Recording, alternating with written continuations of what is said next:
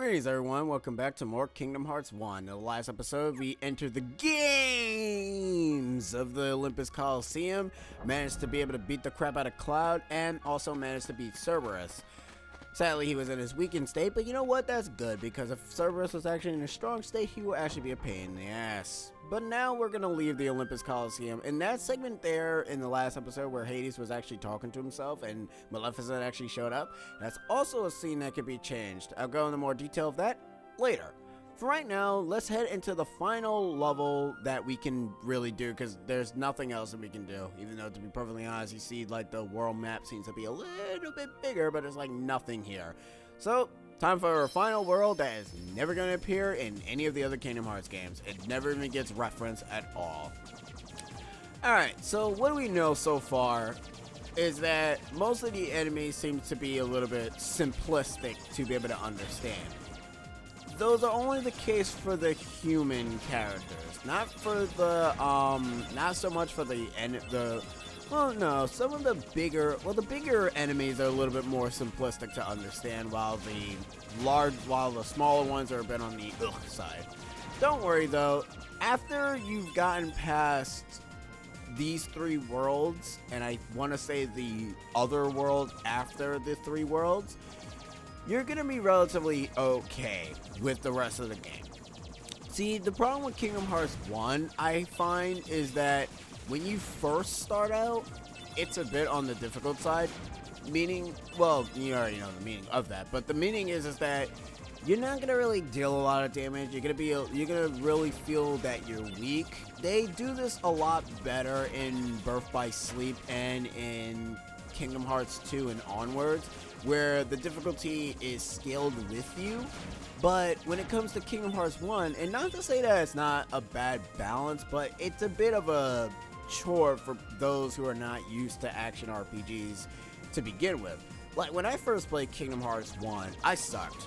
Like, I can legitimately say I sucked at almost every single fight. I couldn't beat Cerberus, I couldn't even beat the Trickmaster, and it was just, you don't want to get hit by that, because that's actually going to deal a lot of damage to you.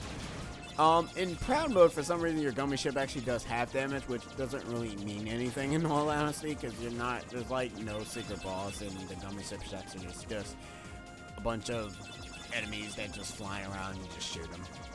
But yeah, I couldn't beat any of the bosses in Kingdom Hearts 1 when I first played it. I mean the vanilla version, not the Final Mix version. And the boss in this world that we're going to be fighting, I couldn't beat him either. He was really difficult. But I'm older, I'm somewhat wiser, and a little bit smarter. But I think I can do it. I think I have the capabilities of doing it now. Hey Donald, maybe King Mickey's down there. In a backwater place like this? No way. Let's move on. Hold on, Riku and Kairi might be down there. Let's just check it out. Forget it, we're on an important mission. Just land. And there they go. No! Alright. Ah, phooey. We're landing.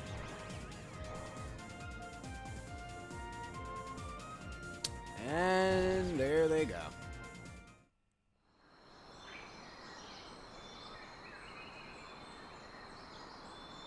Whoa!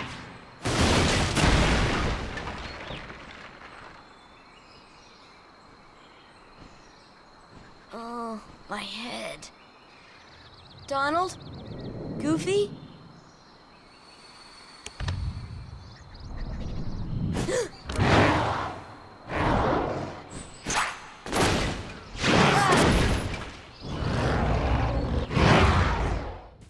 Alright, it's time to fight Little Kitty Man. Even though, to be honest, we already know what this boss is called. Well, this person is called. This is Sabor. Sabor is a dangerous little kitty. He counterattacks here and there if you're close to him, but half of the time I kind of can't really get a read on him. Yeah, take that, you cat. Let's go. Alright, well, cool. Just gonna hit you with fire a bit more, because you know what? That's what I do. Yeah, take that. And that's another option. You know what? I'm not losing to these optional fights anymore. Yeah, you can actually win or lose that fight. It actually doesn't really matter. You just get a different cutscene if you win. It's you get a cutscene if you lose.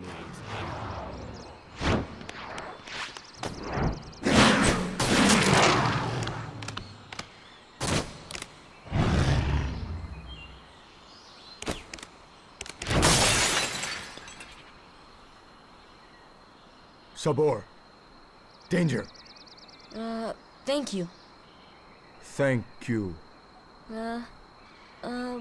What is this place? This place. Okay.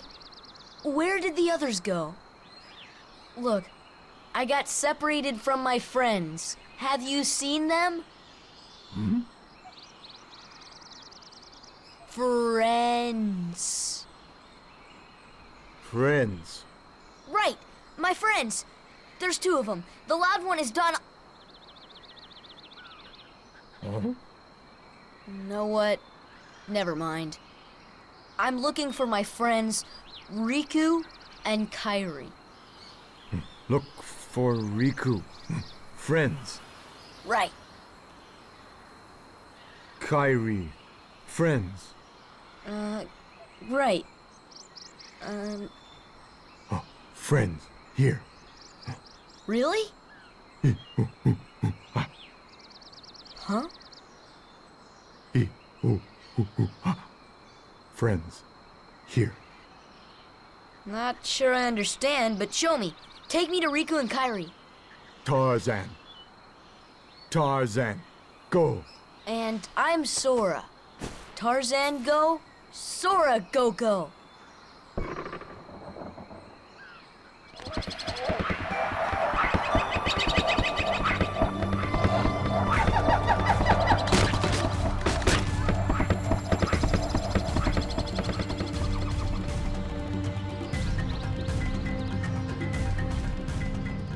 Gosh, where are we?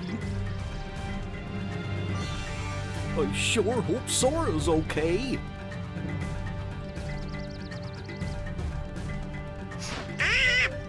Who needs them? We can find the kid without them, huh? Oh,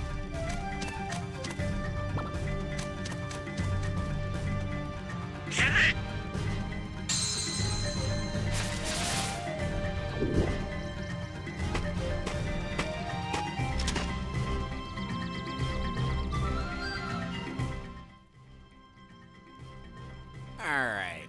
Now, the thing about Deep Jungle is that it kinda is the world that really starts to showcase not only a new party member, but also showcase the platforming of Kingdom Hearts 1.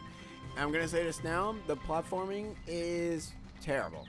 Like, it really showcased that the platforming has not really aged at all in Kingdom Hearts 1. And you're gonna really see a lot of that. Now, you're probably wondering, why is this world why is it not brought up in any of the other future Kingdom Hearts games? It's mainly because they lost the rights to it. Disney lost the rights to the to Tarzan, so they couldn't use it anymore. They were they were gonna use it in the sequel Chain of Memories, because there's actually beta shots of Donald and of Sora actually going to Deep Jungle in the memory, but it's not in there. And to be honest, I'm kind of glad, because in all honesty, when you really realize the concept story of Deep Jungle, you're not doing anything in this place. Like, the story does not really go anywhere. And also like how the Protector Ring does not really wait, hold on. I can't even see that. Okay, so it's just called Protect Chain. That's it. No wonder. All right. Yeah. So that's kind of the main reason as to why I can understand why they didn't even really bring it back at all. And even if Deep Jungle is not even in the game or mentioned at all, it wouldn't even matter, because who cares? Who really cares? The only levels that get mentioned are the levels that we're going to be visiting in this world. So for right now, ignore this place and only focus on every other world up to this point. I just wanted to mention that. I know I probably should have mentioned Chain of Memories, but who cares? I'm gonna be doing that game anyways. That's kind of the reason as to why I'm taking my time in this. I'm lying. I'm not really taking my time in this. Am I really taking my time? I mean, to be fair, I kind of don't like to rush my RPGs anymore. Even if I like to let everybody sink into the enjoyment. As long as progression is happening and I'm not bumbling around like a dope, I feel that it's a little bit better. Alright, so this segment here, you're just sliding down and the jumping is not what it used to be. We'll be doing this a bit later. For right now, it's just a simplistic segment that you're just sliding down just to get through to point A to point B. So for right now, here we are in the camp segment. Now, we see these slides here. We're actually not going to collect them yet because I kind of do want to just progress through plot first before I actually start collecting these things. Because if I collect them now, well, then I kind of feel... I mean, the thing is that beginners are not going to know this, so I'm not going to... Since, you know, I'm playing this game as both a professional... As a person who's not a casual and a person who is a casual. So, you know, I don't want to go ahead and just assume that people know what to do. Jane, Tarzan. Oh, and who's this? Hi there. Oh, you speak English. So then, obviously you're not related to Tarzan. Are you here to study the gorillas? highly doubtful. Sora! Goofy! Donald! A circus of clowns. Not much use for hunting gorillas. Mr. Clayton, we're studying them, not hunting them. This is research. Well, the more the merrier. Do make yourselves at home. Well, anyway, I'm staying. Huh? Sora, look what we found. Look at this. It's a pile of poop. Really? So comment block is same stuff used to build our ship. So that means the king could be here. So we've got to work together to look for him. For now. Fine, I'll let you tag along. For now. Oh, Lord. Alright, now, here's something I'm actually going to do for this different playthrough. Well, actually, you know what? I'm not going to do this now. In this game has party members, unlike in Birth by Sleep, where you're just single-handedly just using just Terra, Aqua, and Ventus, and you just sometimes work with them.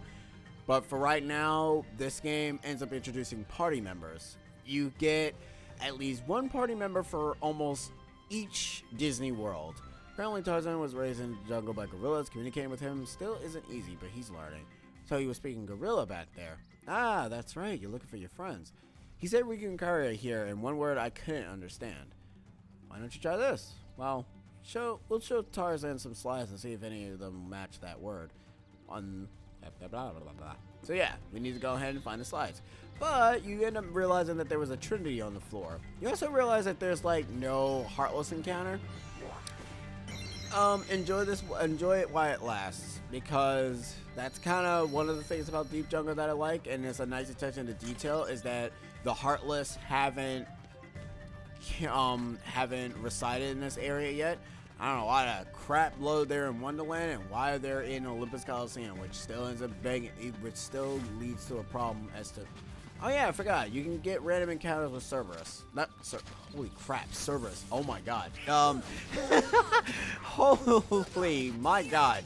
What the crap was that I just say? You can get random encounters with Cerberus. That is a stretch. Ah, yes, that's right. I should do that right now. Alright. Now, before we go ahead and explore a bit more, Cerberus? Not Cerberus, Sabor. They all sound like C's, even though Sabor is an S, but whatever. We actually want to head back to the treehouse. There's two reasons why we want to head back to the tea house. The treehouse, not tea house. Oh my god. Clay is the name. I'm a hunter, not a researcher. Well, okay. Anything else you say? What? No, I am not going to hunt the gorillas, but they're so rare. I just like to get a look at them. You have a gun with you. I've no doubt Tarzan knows where the nesting grounds are. He just won't tell us where for some reason. I don't know, maybe he just doesn't trust you.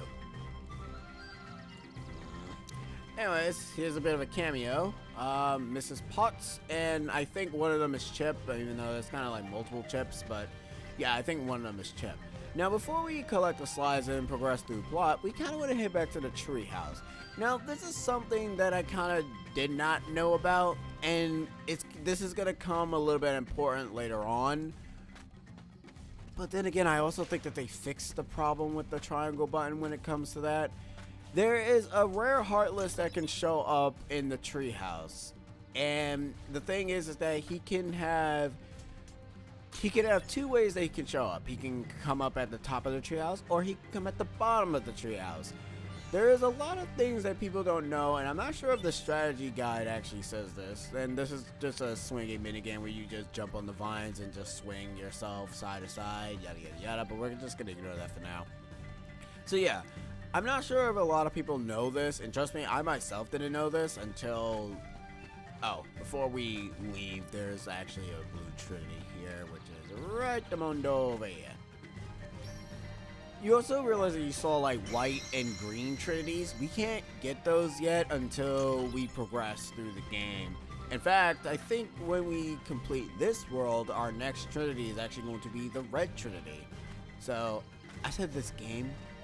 I'm sorry, my mind is like gone. It's like really gone. It's like totally friggin' gone to a point that I don't even know what I'm saying anymore. But yeah, we want to come back here before we get rid of Sabor entirely. And we want to go ahead and just enter this area. And what's going to end up happening is that Sabor is actually going to break from the hole here. Now that will be a setup that we'll be able to go ahead and utilize once we've actually, just get the secret Heartless that will show up there. So yeah, take that as your advantage, and you want to go ahead and do that right away because there is a certain point where Sabor will stop showing up and won't be able to go ahead and create that hole. And he just left like a freaking what the crap? What the? All right. So yeah. Now that we created that hole, and there he goes, somewhere I guess, I don't know. So yeah, now that we created the hole, now the Heartless will be able to show up there. All right, and that's it. That's all I wanted to do. Now let's collect the 4 slide. I think it's 4 slides or 5 slides. I forget. Nah, I keep forgetting that the map segment is actually not as quick as it is. Every time you're doing this sliding segment, you will always have Tarzan in your party. It doesn't really mean anything in all honesty because Tarzan doesn't really do anything.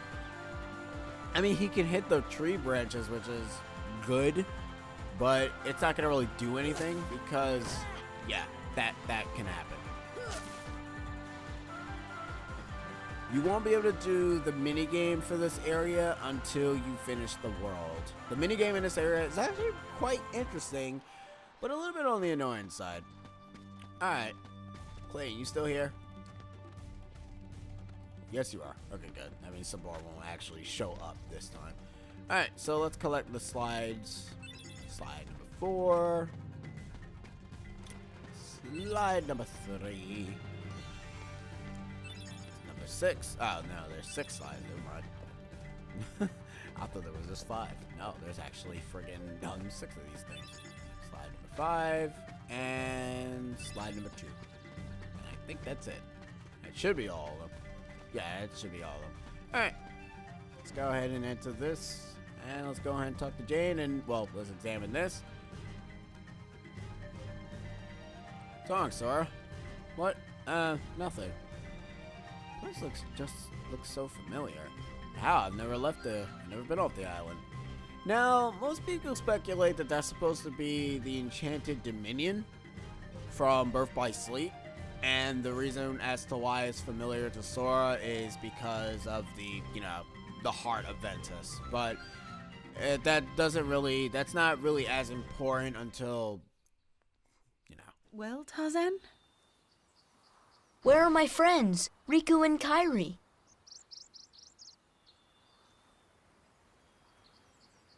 Hey, I thought... That leaves just one place. Young man, we've been in this jungle for some time now. But we have yet to encounter these friends of yours. I'd wager they're with the gorillas, but Tarzan refuses to take us to them. Really, Mr. Clayton? Tarzan wouldn't hide. Then take us there. Take us to the gorillas. Gorillas.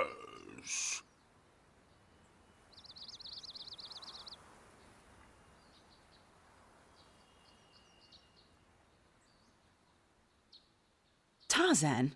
Are you sure? Tarzan, go see Kerchak. Kerchak? He must be the leader. Perfect. I'll go along as an escort. After all, the jungle is a dangerous place.